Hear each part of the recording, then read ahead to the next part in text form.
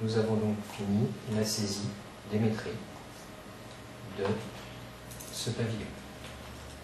On revient donc dans notre tableau des logements, avec la touche échappe pour sortir de la saisie des cellules et des pièces, où on va saisir donc la partie réglementaire.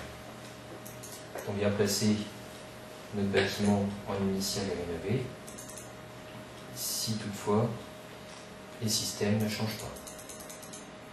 La saisie des systèmes se situe sur ces différentes colonnes: programmation, les émetteurs de chauffage, de climatisation, la ventilation, l'ECS et l'éclairage. Tout d'abord, la programmation,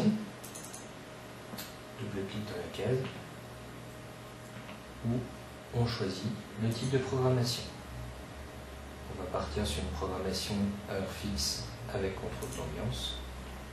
Elle dessert moins de 400 m². Et on n'a pas de climatisation. On valide donc notre saisie de programmation par défaut.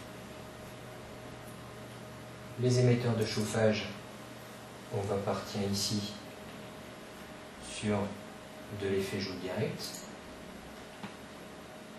en radiateur,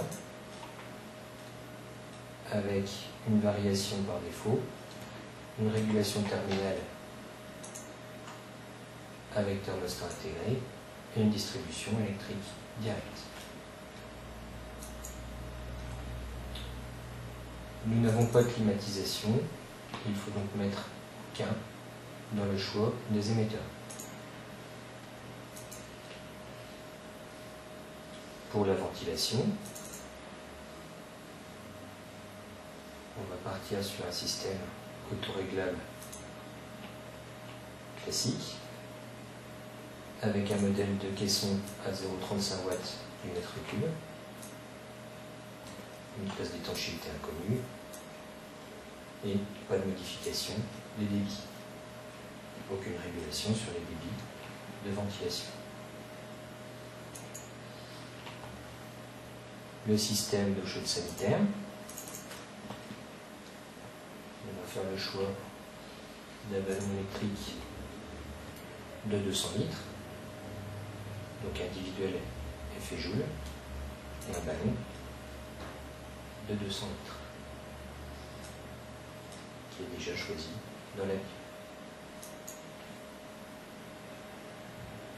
Cette production d'eau chaude se situe dans le volume chauffé, on peut donc valider. Enfin, notre système d'éclairage qu'on vient choisir par défaut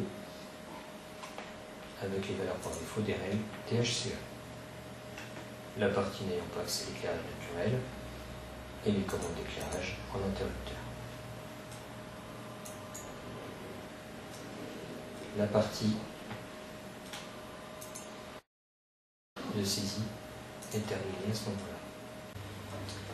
Après avoir fait la saisie des deux types de logements, on peut donc lancer les calculs avec la petite calculatrice. Mes calculs, on vient cocher le renouvellement d'air, indispensable pour calculer les débits d'infiltration, et l'éco-PTZ. Sur donc notre villa en initial et la villa en rénové.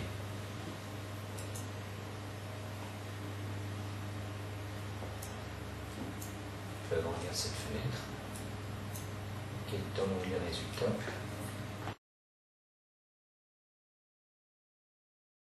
initial à 962 kWh d'énergie primaire par mètre carré par an, donc pour l'état initial, avec des murs extérieurs non isolés et des fenêtres en simple vitrage. Et donc pour l'état rénové,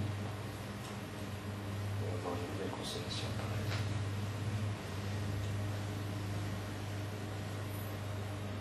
Et l'ordre de 189 kWh par mètre carré par an.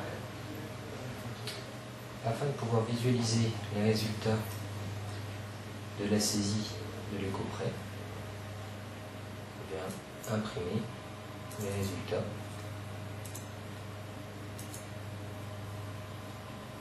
On retrouve notre villa,